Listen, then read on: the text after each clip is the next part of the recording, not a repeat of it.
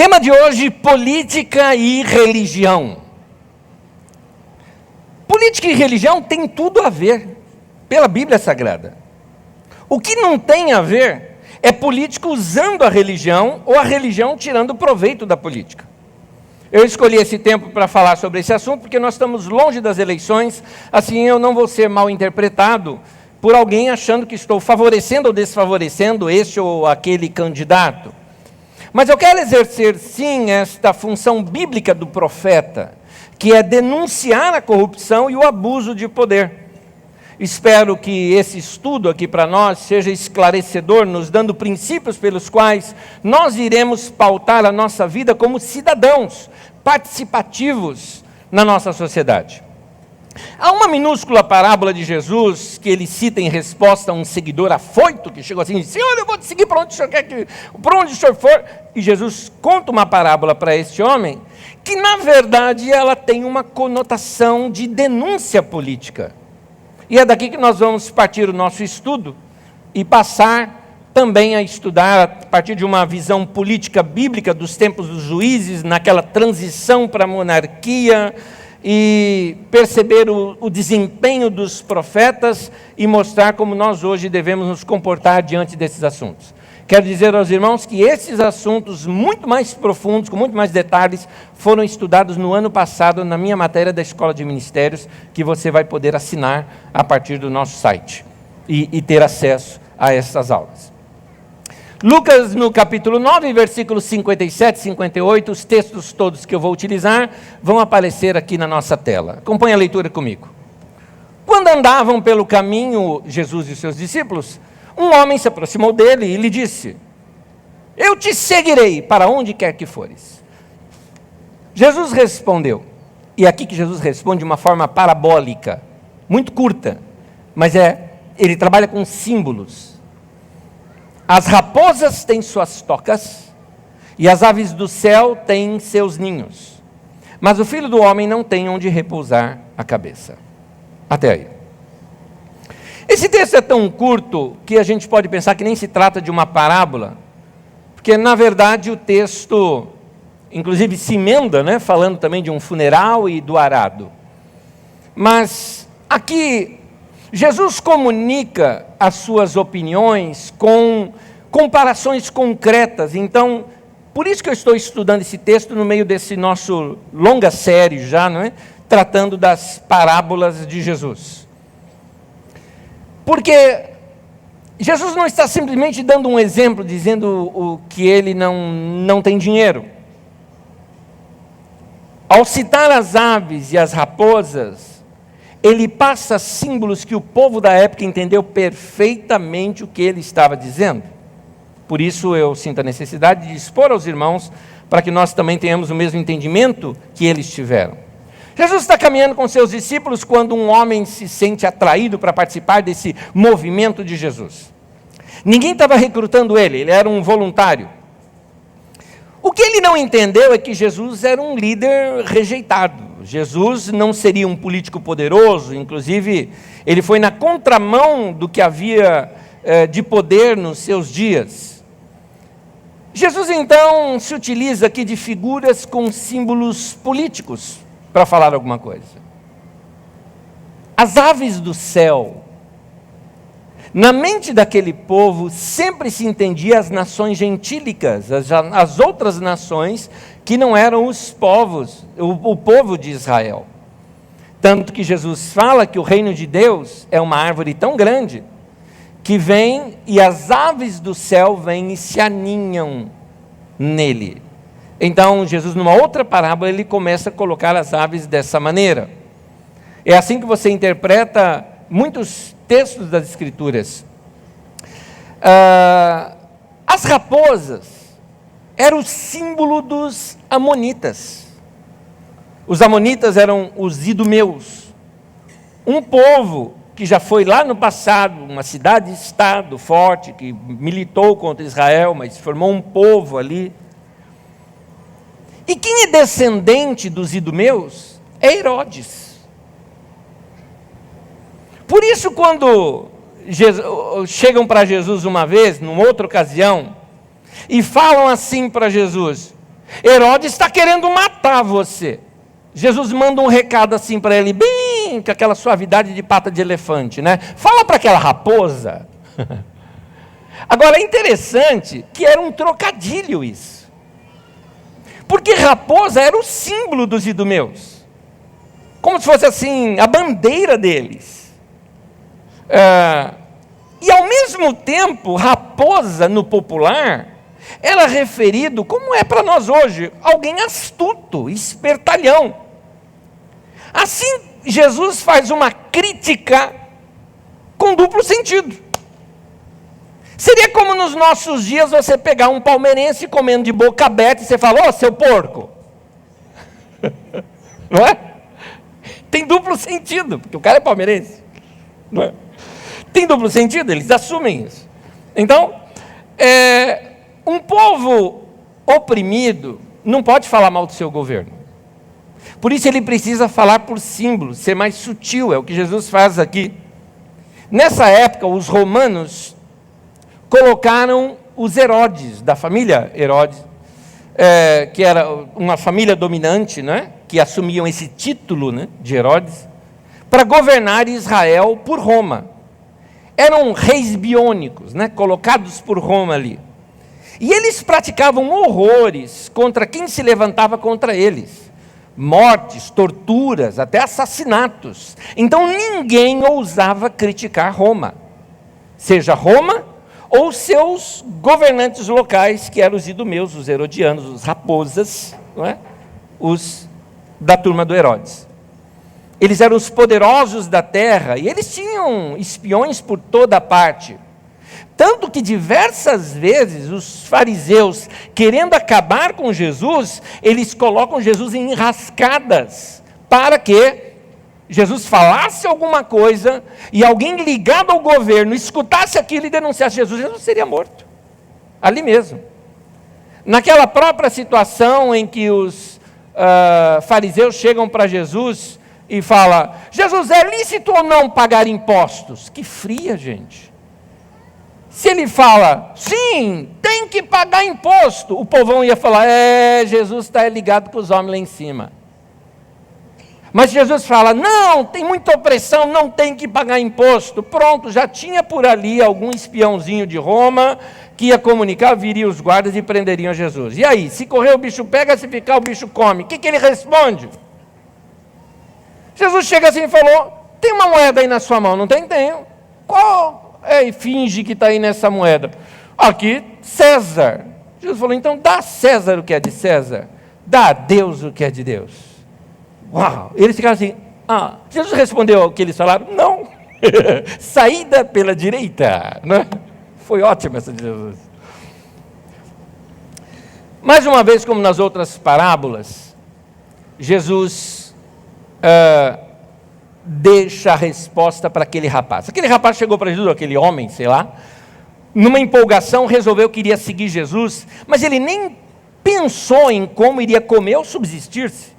Aquela coisa, Jesus está caminhando, o cara falou, eu quero fazer parte desse grupo, vou me tornar um discípulo. Jesus, legal, mas você vai comer como? Comer aonde? Não é? Jesus como que estava dizendo, você está querendo uma boquinha? Vai procurar o pessoal de Roma, eles têm seus ninhos. Vai falar com o grande raposa, o Herodes, eles são astutos e levam muito dinheiro. Mas eu não tenho onde reclinar a cabeça. Mais uma vez, como nas outras parábolas de Jesus, em algumas parábolas de Jesus, a resposta fica para a pessoa dizer. Qual foi o final da história? A gente não sabe. O cara seguiu ou não seguiu? Voltou atrás ou não voltou? Entrou no reino ou não entrou? Não sabemos disso. Mas aquela parábola é para mostrar que para seguir Jesus tem um preço. Esse preço tem a ver, inclusive, com a nossa postura. Algumas coisas são incompatíveis com quem segue a Jesus. É aqui que começa o nosso embate com a política. Para entender isso, nós vamos voltar no tempo e olhar para a Bíblia Sagrada, nos tempos dos juízes e aquela transição, no período daquela confederação das tribos de Israel, e na transição onde eles pediram a monarquia. É uma mudança de forma de governo. Quase que um plebiscito foi feito.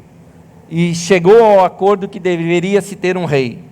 Nesse período, a Bíblia nos deixa muitos ensinamentos que nós podemos utilizar para a nossa vida social dos nossos dias. Como era a terra de Canaã?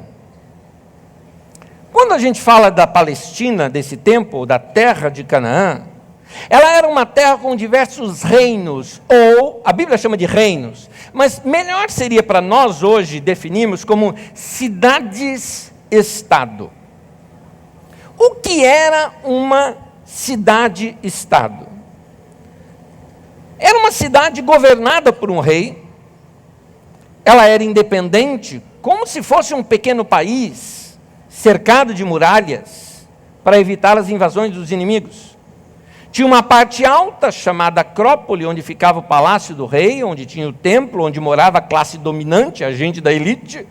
A parte baixa ficava o mercado e diversas casas de gente, entre aspas, de classe média. Essa é uma linguagem nossa, não é da época, mas dá para nós entendermos. Como pequenos comerciantes, artesãos, os sapateiros, alfaiates, médicos. Um pessoal que não era da nobreza, já era um segundo escalão. E essa região, por exemplo, nas cidades gregas, era chamada de Ágora. Então, para entender um pouquinho melhor, eu deixei aqui duas pequenas figuras, talvez diminuindo um pouquinho as luzes, a gente consiga enxergar um pouco melhor. Nesse lugar aqui, nós temos, então, a cidade-estado. Ela é totalmente cercada aqui. Na parte alta é onde ficam os nobres, na parte baixa é onde ficam os artesãos. Do lado de fora se formam alguns vilarejos ou alguns pontos também de domínio deles ali fora, como era o caso do porto. Essa figura, por exemplo, é como se ela fosse feita de cima lá do palácio do rei, não é? Daquela cidade-estado. Então ele tem vista de toda a cidade, uma muralha grande cercada ali pelos seus exércitos defendidas, e os camponeses ficavam simplesmente lá do lado de fora.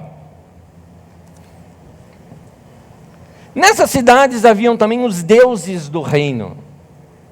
Os deuses dessas cidades ficavam nos templos e eles eram adorados porque, na verdade, a religião era casada com a política.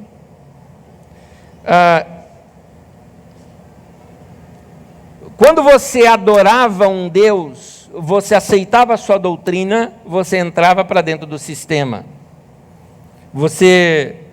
Esses templos ficavam normalmente próximos ao palácio do rei. O rei, ele era tido como uma espécie de enviado ou representante dos deuses. Ou como no Egito se pensava, a encarnação desses deuses. Então a religião era o que dava todo esse suporte para a manipulação do povo. É importante nós entendermos isso, porque no Velho Testamento bate muito sobre não ter outros deuses, não aceitar outros deuses. Na verdade, que perigo dá para o único Deus outros deuses, já que os outros são tudo invenção? Para Deus nenhuma, mas para o povo sim. Porque aqueles deuses tinham a sua religião tinha a sua doutrina, e nessa doutrina o que fazia? Fazia parte desse conceito glorificar o rei, servir o rei, ser uma pessoa de segunda classe, como existem em algumas religiões no mundo hoje as castas. A própria religião coloca na cabeça do povo: você nasceu pobre, você vai ser pobre, você não pode sair da sua casta, porque a sua casta é servente daquela outra casta. Como assim? Sim, você está se purificando. Nota, a religião é usada para subjugar o povo e dominar o povo. Assim era naquele tempo. É por isso que Deus falava o tempo todo para não aceitar outros deuses, porque viria essa doutrina junto e corromperia o povo. Os camponeses ficavam do lado de fora da cidade. Ao redor da cidade haviam terras cultivadas por camponeses, que aí eles moravam em casas pequenas, desprotegidas, pois estavam fora das muralhas. Alguns se aglomeravam com as suas famílias que cresciam e com os clãs que formavam as aldeias. O rei lá daquela cidade prometia dar uma certa proteção com soldados, que nem sempre acontecia. mas exigia em troca uma completa submissão. Com o trabalho e com a lavoura, esses camponeses sustentavam os grandes que viviam na parte alta da cidade, pagando tributo. Na maioria das vezes sobrava muito pouco da colheita para eles, por isso eles viviam quase como escravos numa situação miserável. Em Canaã, essas cidades e estados, elas também faziam parte do grande império do Egito e tinham que pagar tributos ao faraó. Então imagina, aqueles governantes das cidades e estados tinham que pagar tributo ao faraó, ele tirava esse dinheiro de onde? Da colheita, dos camponeses e tudo mais. O povo é que sofria e pagava tudo isso. É aí que se forma Israel. Israel significa Deus luta. Um Deus que luta por eles, um Deus que está ali para libertá-los de toda essa opressão. Coloca já a próxima tela para mim, por gentileza, com todos os nomes que eu vou utilizar. Parte desses camponeses de Canaã resolveram fazer os seus plantios nas montanhas, onde não havia essa jurisdição dessas cidades e estados. Foram esses povos que acabaram se juntando a um grupo maior que veio, que a Bíblia narra, que veio do Egito e do deserto, formando as bases do povo de Israel. Quando você nota as 12 tribos de Israel, não são só os descendentes de Jacó, muitos outros pequenos povos, pequenos clãs, pequenos vilarejos se juntaram a eles também. Quando essa migração maior de Moisés, liderada por Moisés e Josué, veio do Egito e do deserto, esses povos se juntaram. Porque se lembraram que esses grupos no passado, mesmo na época de Abraão, por exemplo, já existiam alianças entre, por exemplo, Abraão com Escol, Manri, Aner, já haviam outros povos que eles tinham alianças. Se lembraram que seus pais tinham alianças no passado, então foram se juntando. E se juntaram como se eles tivessem laços de família, é por isso que eles se consideram todos irmãos. Porque muitas vezes, mesmo não sendo do mesmo sangue, eles tinham o mesmo objetivo, a liberdade. E isso fazia com que eles se consideravam, sabe assim, brother, irmãos, somos um só povo, somos uma nação. Fizeram então a confederação das 12 tribos de Israel. Juntos eles montaram um sistema tribal que, sob a liderança de Josué, eles se reuniram em Siquém, uma cidade-estado que eles mesmos tinham conquistado e destruíram aquele poder daquela cidade, que já estava na posse das tribos, e eles ali fizeram uma aliança e uma confederação. A nação toda seria organizada através de famílias, de clãs. Então, as famílias se organizariam e através de laços de famílias se resolveriam os problemas e os problemas maiores sendo decididos por uma representatividade de todos eles. Então, não havia uma máquina estatal, não tinha por que pagar imposto, não tinha um exército, porque a hora que tinha guerra avisava todo mundo, opa, vamos lá, vamos ajudar nossos irmãos, estava todo mundo junto. Então sobrava mais dinheiro no bolso do povo. Os camponeses plantavam e eram deles, não tinham que pagar para ninguém.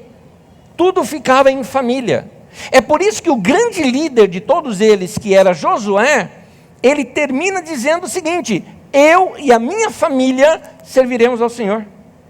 É por isso que Deus não permite que Moisés seja esse líder.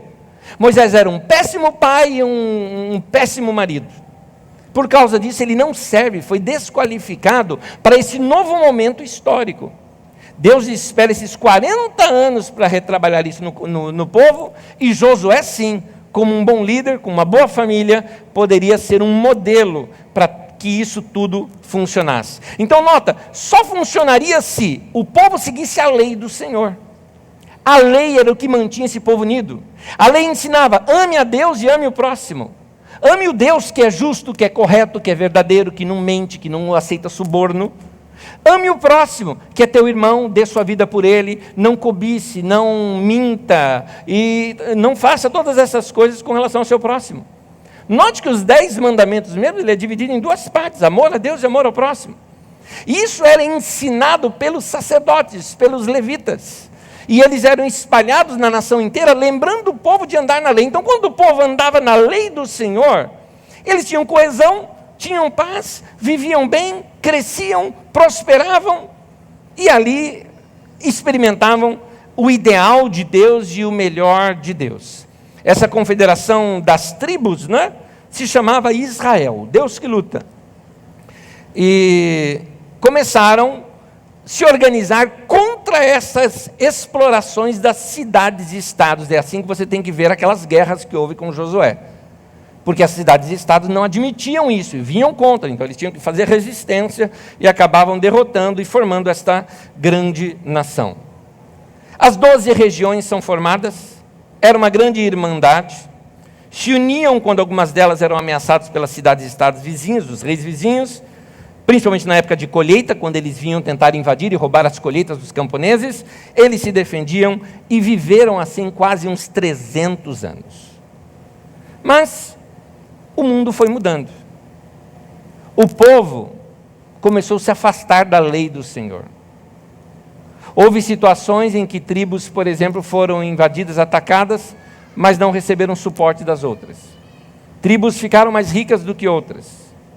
Como se isso não bastasse, os filisteus, um povo se instaurou, já havia instalado, mas começaram a se fortalecer na costa ali do mar. Eles tinham um forte domínio do uso do ferro, por isso eles tinham um aparelhamento de guerra muito maior e melhor. 5 grandes cidades se unem para formar esta coalizão dos filisteus para pressionar Israel. Ascalon, Ecrom, Gaza, Gate, que era a maior delas, e Asdod. Numa das guerras, eles chegaram, os filisteus, até a se apoderar da Arca da Aliança. A Arca da Aliança era aquele símbolo que dizia, Deus está com essa nação. E eles entendiam que ali era uma representatividade, porque acima da Arca da Aliança, Deus falava com eles, e a arca foi levada. Isso desestruturou completamente Israel. Israel não tinha força para resistir ao peso dos filisteus. Diversas falhas começaram a acontecer nesse sistema, mas a principal dela foi as falhas dos sacerdotes em ensinar a lei. Tudo isso funcionava porque a lei era ensinada.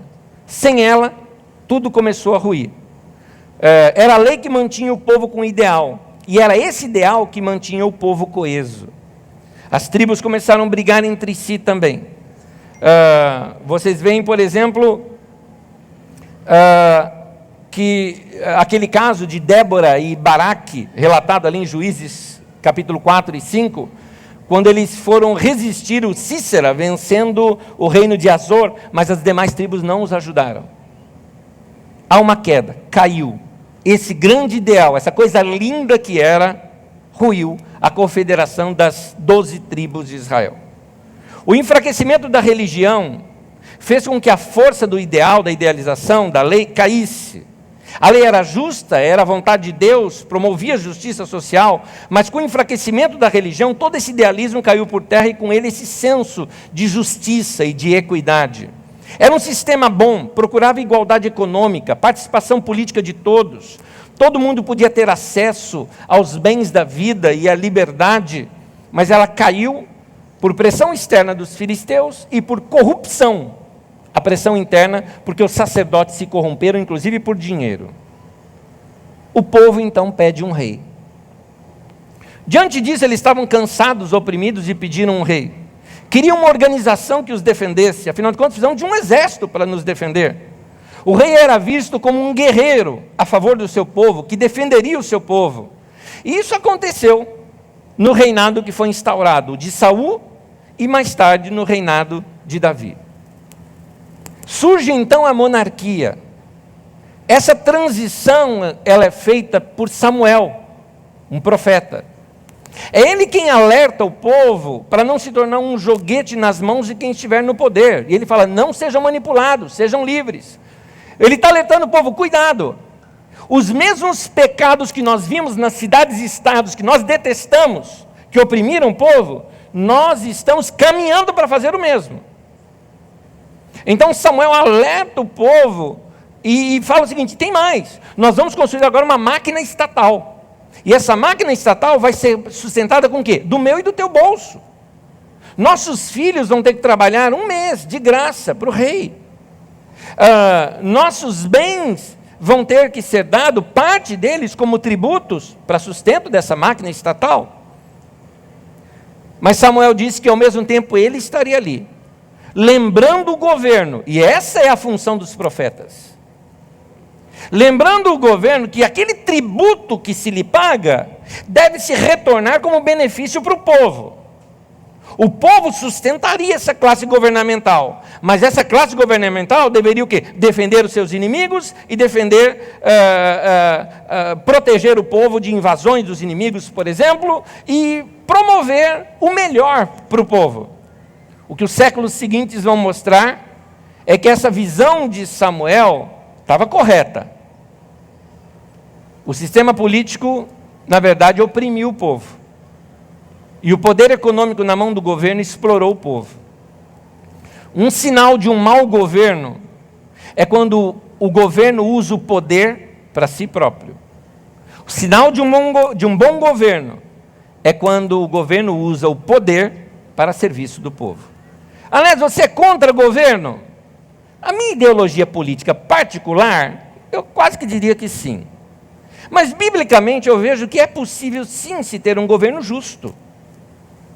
Portanto, eu tenho que ir aqui pela Bíblia Sagrada, que mostra que um governo justo é aquele que tem poder, sim, mas ele usa esse poder para serviço do povo. Então, quero mostrar 2 perigos do sistema político, e aqui vem a nossa lição de hoje. Já estudamos sobre o que Jesus falou, já vimos o que a história bíblica nos ensina. Vamos a 2 verdades importantes e práticas para nós. Primeiro, uma autoridade está fora do projeto de Deus quando quer controlar tudo. Isso em qualquer esfera da vida. Na política, na igreja ou até em casa.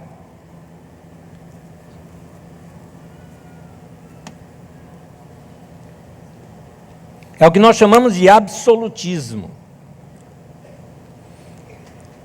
Essa ideia do homem, da família patriarcal, do homem mandão, sentado numa cadeira, mandando em todo mundo, sirvam-me, o cara não ajuda a mover uma palha dentro de casa, meu amigo, acorda, essa época já passou. Falando de política, é quando a gana pelo poder faz com que políticos ou partidos, por que não chamar até de conluios, e algumas personalidades que são carismáticas, que conseguem arrebanhar o povo pela opinião, assumem e tomam posse, e com isso influenciam, controlam até os outros poderes que estariam ali para lhe dar equilíbrio. E eu não estou pregando isso para a Finlândia, eu estou pregando isso para o Brasil. Que temos uma forma democrática, na teoria, linda e maravilhosa. Os 3 poderes, executivo, legislativo e judiciário, coiguais. Mas não é o que ocorre aqui. No caso de Saul, que foi o rei que o povo escolheu, quando saíram da confederação e caíram para a monarquia, instituíram Saul como rei. Em 1 Samuel 13, de 1 a 15, conta uma história em que Saul, ele tinha uma questão dos filisteus que estavam invadindo, mas havia algo em Israel. Israel só poderia guerrear com a bênção de Deus. E para se ter a bênção de Deus, precisava estar ali um sacerdote, fazer um culto a Deus e abençoá-los. E o sacerdote era o Samuel, e o Samuel demorou para chegar. E o Saul começou a ficar com medo. Os soldados começaram a ficar com medo. E vendo o exército filisteu lá do outro lado. E aí os caras começam a fugir e cair fora. O Saul falou, eu vou perder essa turma comigo. Então fez o seguinte, me dá uma estola sacerdotal aí. Ele mesmo pegou e falou, a partir de agora então eu sou sacerdote aqui. Foi lá, fez o sacrifício, tal, culto para Deus, fez um cultão, aleluia e tal, estamos abençoados e vamos para a guerra. Nisso chega o Samuel. Samuel, que barulho é esse? Sabe o que é o seu Samuel, né?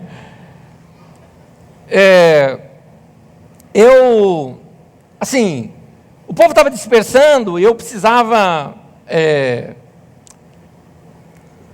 fazer alguma coisa aqui. Nunca assim assumi essa de sacerdote, né? Mas tinha uma estola sacerdotal ali, né? Sabe assim, um vestido que eu não sabia se era preto, ou azul, ou branco, ou dourado, né? Assim? Mas eu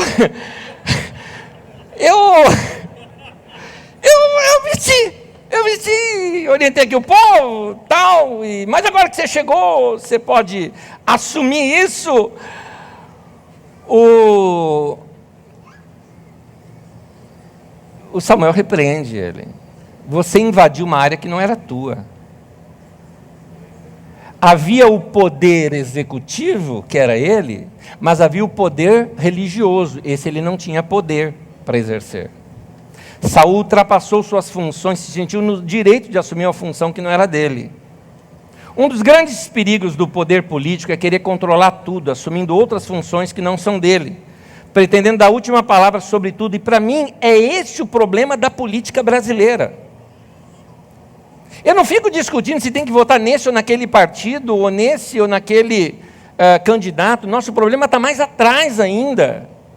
Nosso problema é de raiz, nosso problema é ético, nosso problema é moral.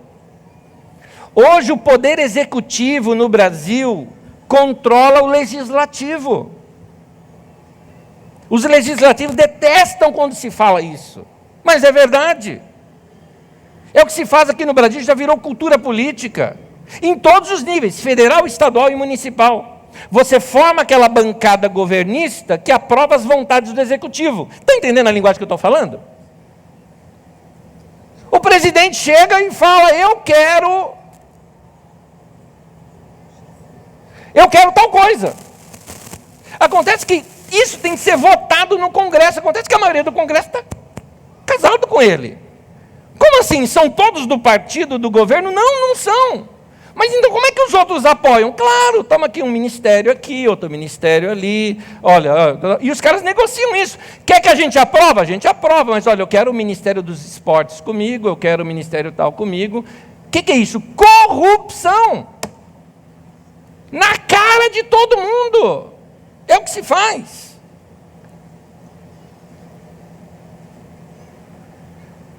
E aí vem a oposição e fala, não, a oposição não se vende, mas a oposição também é uma oposição burra, é uma oposição ignorante.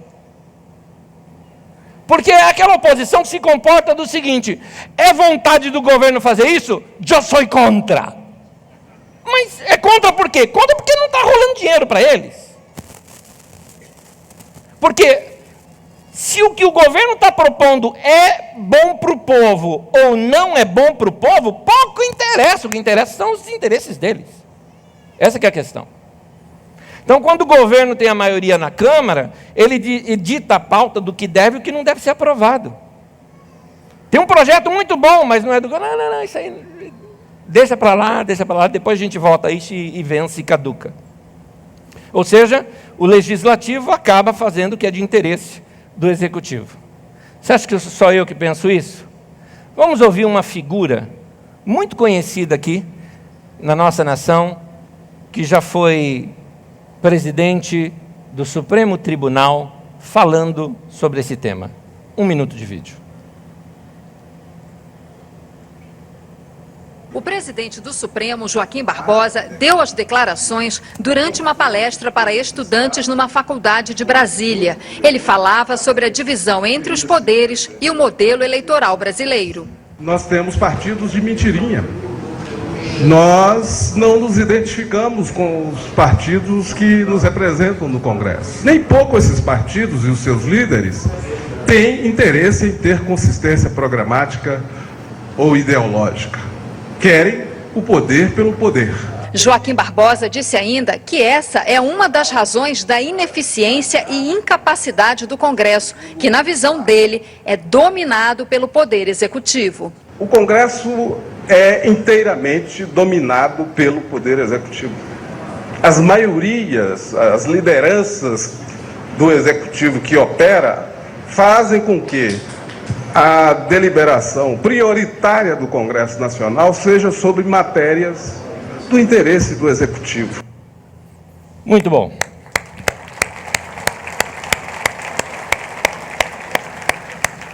Nesse momento ele não falou como presidente do Supremo, mas como professor universitário numa reunião com alunos.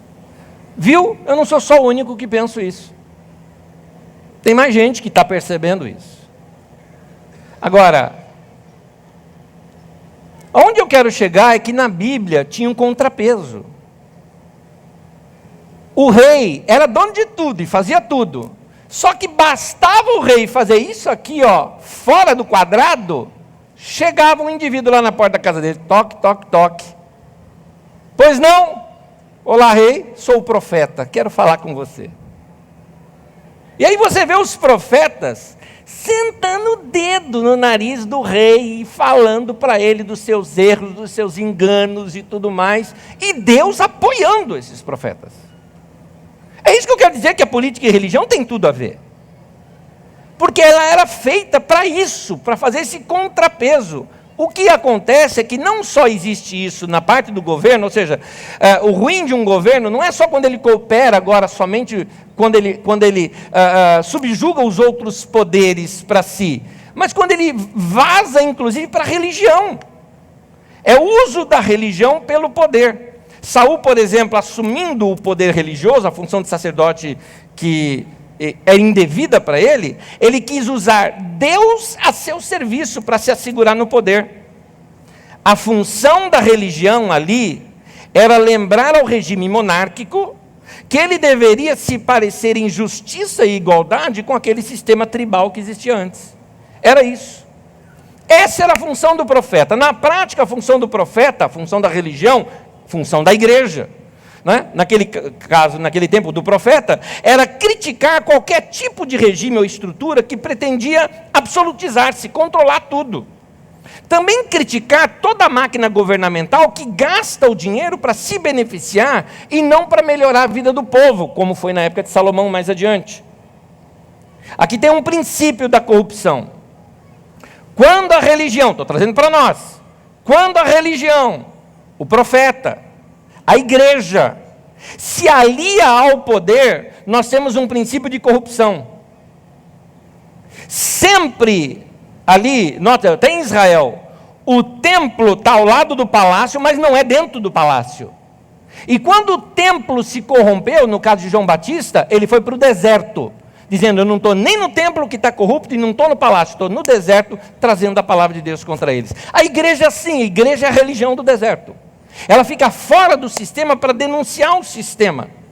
Então, falando aqui para nós, o erro e a corrupção começa quando a igreja se vende ao poder, ou quando ela, essa é a melhor palavra para ser usada, se prostitui com o poder. Aí a igreja deixa de ser a noiva de Cristo e se torna a grande prostituta. E essas palavras não são minhas, essas palavras são de João, o profeta, em Apocalipse.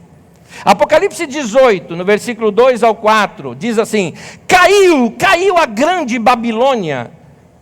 É interessante que a grande Babilônia aqui se refere a Roma, mas se refere perfeitamente, se encaixa perfeitamente com a igreja prostituta. Caiu a grande Babilônia, ela se tornou habitação de demônios e antro de todo espírito imundo. Os reis da terra se prostituem com ela, à custa do seu luxo excessivo, os negociantes da terra se enriquecem. Então ouvi a voz do céu que dizia, saiam dela vocês, povo meu, para que vocês não participem dos seus pecados. Quando o texto fala que os reis da terra se prostituíam com ela, mostra que rolou dinheiro, porque senão não seria prostituição. Prostituição é quando tem dinheiro envolvido. Isso fala do dinheiro que rola nos bastidores, vamos trazer para os nossos dias, das campanhas políticas feitas dentro da igreja. Isso quando através do papel moeda, e não só através do papel moeda, cargos fantasmas, perua doada para evangelização, ajuda para o som da igreja, isso é grana, é prostituição. Isso quando não usam de sua influência, por exemplo, para conseguir poder e prestígio para si mesmo. É o caso de pessoa que usa o nome de pastor, de bispo, de apóstolo na política. Isso é uma, como diz aquele cara, uma vergonha. É uma vergonha. Cada vez que chega o horário político e fala pastor, fulano de tal, deputado, eu falo desgraçado, não tem outra palavra para falar. Você me atormenta, indivíduo. Você me atormenta. Pastor é vocação. Pastor é um chamado de Deus para que uma pessoa pastoreie o rebanho de Deus. Segundo a Bíblia Sagrada, esse homem tem que se dedicar à oração e ao ministério da palavra. Ele tem que ser um homem de oração e tem que ser um homem dedicado para o estudo da palavra de Deus, para alimentar o povo de Deus, e não para se envolver com política e ficar usando o nome de pastor para rebanhar voto. Irmãos, eu falo abertamente, não votem neles. Não alimente essa besta. Estou usando termo bíblico.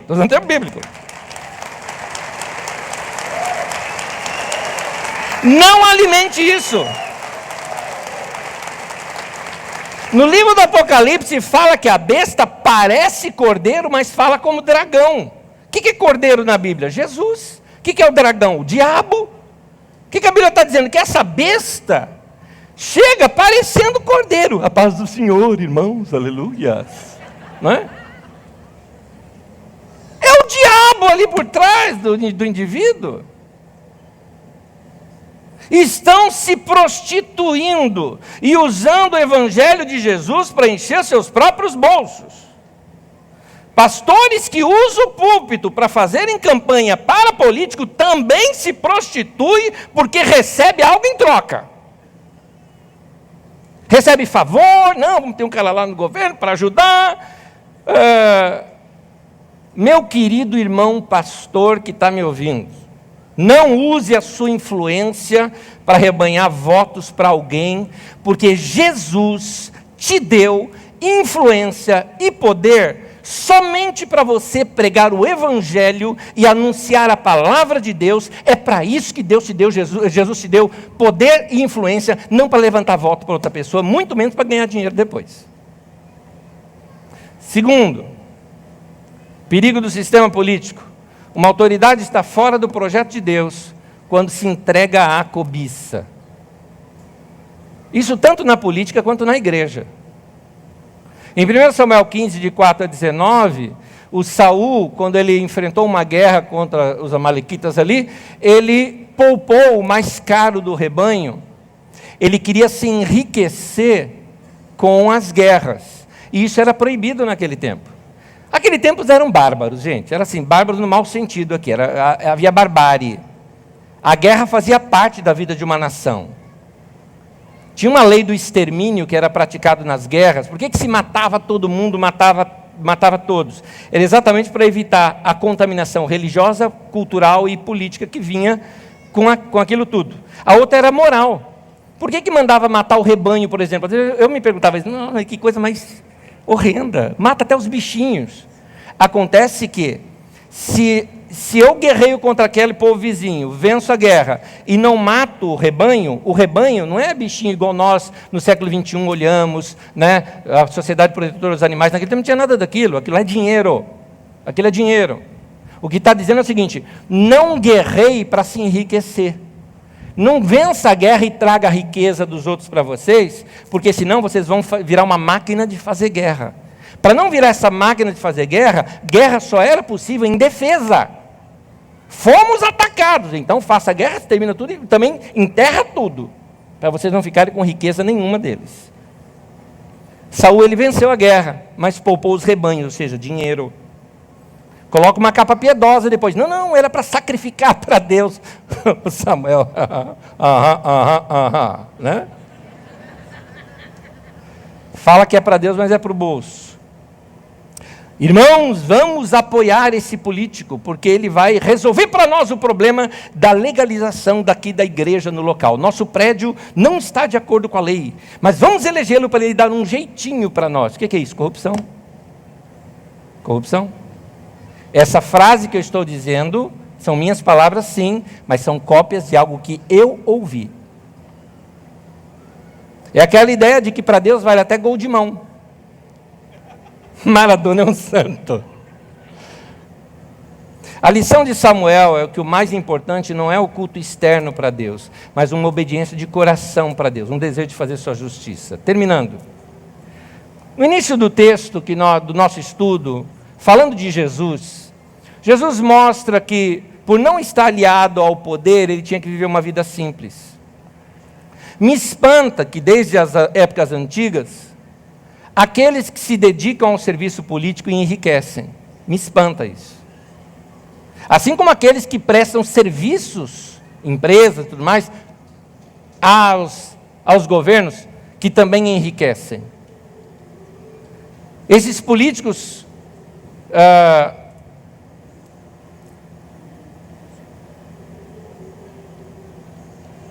acabam se corrompendo com o dinheiro e acabam não mantendo o mesmo padrão de vida que tinham antes.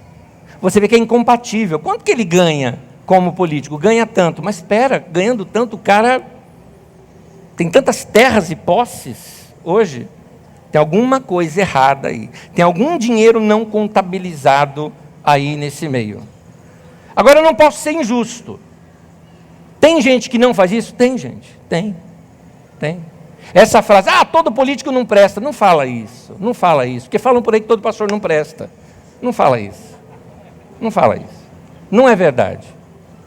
Não é verdade. Eu conheço gente que não se corrompeu. Eu conheço. Sério, que raridade. Concordo com você, raridade. Mas tem sim. Tem sim. Tem um presidente aqui na América Latina mesmo que ele procura viver uma vida simples. Ele anda com o Fusca dele. E ele não aceita receber salário. Eu acho fantástico a atitude dele. Se fosse um crescimento financeiro paulatino, entende? De pouco a pouco, fruto do seu trabalho, como qualquer outro trabalhador, o político também tem direito de prosperar. Eu aceitaria e relevaria, porque o cara tem o seu salário e juntou, economizou, foi retrabalhando e cresceu. Mas aquele crescimento financeiro rápido, que não parece ter vindo do seu próprio salário, dá indício de corrupção, não dá? Lembro-me, anos atrás, um pastor chegou na minha casa e ele estava com um problema sério. Eu e minha esposa nos compadecemos tanto, nós fomos no nosso armário de casa, pegamos nossa comida de casa, juntamos uma cesta básica e demos para ele. Era nossa, nós não tínhamos extra, era nossa, de nosso alimento pessoal. E demos para eles. Depois eu ainda juntei mais alguns irmãos, e eu também me esforcei um pouquinho, ainda fui na casa dele um dia levar uma oferta. Ele apoiou um determinado político. 6 meses depois, ele estava com uma caminhonete fantástica na casa dele, 6 meses, e reformando todinha a casa dele. De onde veio esse dinheiro, meu Deus do céu? Então, assim como Jesus e também alguns profetas do Velho Testamento, nós também, cristãos, precisamos nos levantar e denunciar qualquer tentativa de usar o poder para se enriquecer. Terminando, Mateus 5, de 1 a 16, fala das bem-aventuranças. Jesus vem ensinando, bem-aventurados são os humildes, os mansos, os misericordiosos, os que têm fome e sede de justiça. Esse é o Mateus capítulo 5, versículo 6. Bem-aventurados que têm fome e sede de justiça, pois serão satisfeitos. Eles são mansos, são humildes, mas denunciam, são ativos. Procura ser voz do que não tem voz. Então, querido, antes de sair fazendo algo, Jesus, depois de falar assim, bem-aventurados que são, os que são, os que são, os que são, depois ele fala, vocês são o sal da terra e a luz do mundo. Mateus 5, 13 a 16. Então, antes de sair fazendo algo, Jesus nos convoca primeiro a ser um exemplo. Você não pode denunciar se primeiro você não é. Você não pode denunciar, lançar luz, sem primeiro ter luz para lançar. É uma tentação para nós virar ativista. Sair pelas ruas, vamos quebrar tudo agora abaixa o governo, tira isso, impeachment. É fácil fazer isso. O que eu lamento são as mesmas pessoas que gritam, impeachment, sonegam impostos. Então, Jesus diz assim em Mateus 11, 29, aprendei de mim que sou manso e humilde. Eu sou. Jesus nos ensina primeiro a ser. Para terminar, vamos ser um exemplo, um modelo de retidão, para tudo que nós estamos denunciando. Bem-aventurados que têm fome e sede de justiça, porque eles não vão cometer os mesmos erros que eles estão condenando. Bem-aventurados limpos, porque não vão jogar papel na rua. Bem-aventurados corretos, porque não sonegam e não dão um jeitinho para poder ter um pouquinho mais de dinheiro na sua conta. Então, antes de denunciar, Jesus nos ensina primeiro a ser.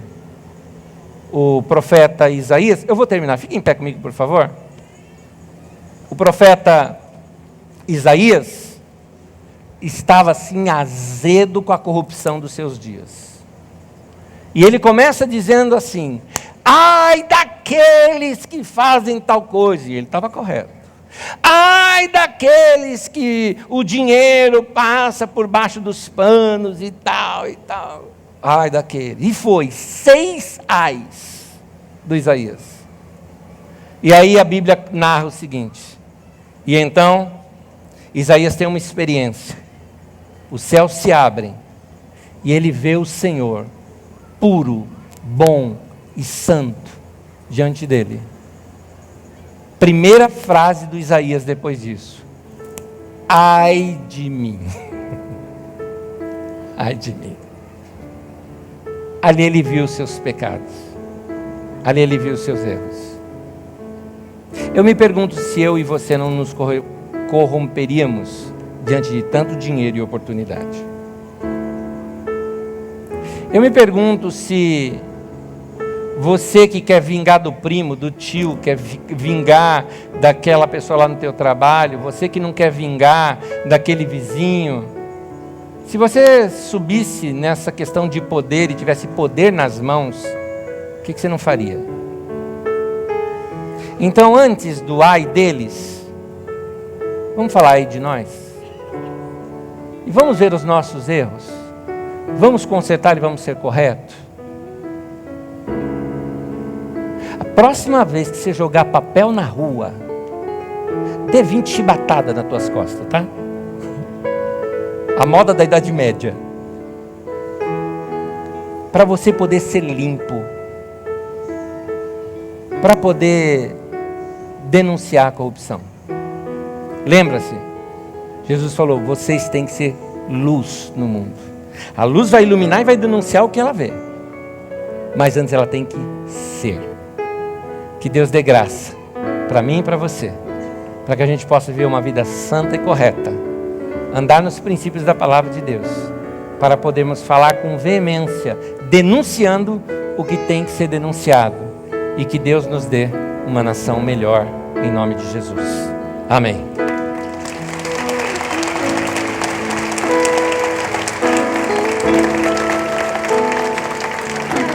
Vamos dar as mãos e vamos orar? Nós vamos encerrar nossa reunião. Mais uma vez, irmãos, me perdoem, eu passei do horário, me perdoem. Eu não estou sendo, não fui muito bom aqui em me organizar. Me perdoem nisso, por favor. Eu prometo melhorar na próxima. Vamos lá, vamos dar as mãos e vamos orar. Amado Deus e Senhor, pedimos, Senhor, que o Senhor comece a fazer uma revolução no nosso interior. Jesus disse que do coração é que saem os maus pensamentos. Ajuda-nos a lidar com a corrupção dentro da nossa própria vida. Ajuda-nos a lidar com o poder dentro de casa, na maneira como lidamos com os nossos filhos ou na maneira como nós lidamos com os nossos pais. Ajuda-nos a lidar com as leis, negócios, dinheiro, poder e relacionamento que nós enfrentamos no meio do nosso trabalho. Leva-nos, Senhor, a ter um comportamento social melhor. Aprender a não colocar o pedestre para correr em plena faixa de pedestre. Coisas tão simples como não jogar um papel na rua, sujando as calçadas. Coisas tão simples como essa, trabalha o nosso coração, porque isso é amor ao próximo que vai passar ali. Por isso, Senhor, trabalha com Tua lei em nossos corações, para que vivendo a Tua lei, possamos, pelo menos de nossa parte, oferecer ao mundo uma sociedade melhor, dirigida pelos princípios do reino de Deus. Salva a nossa nação da corrupção, Senhor. Lava com lava-jato essa nossa nação, Senhor. Lava, limpa, põe Tua palavra e o Teu reino, que a Tua justiça seja feita.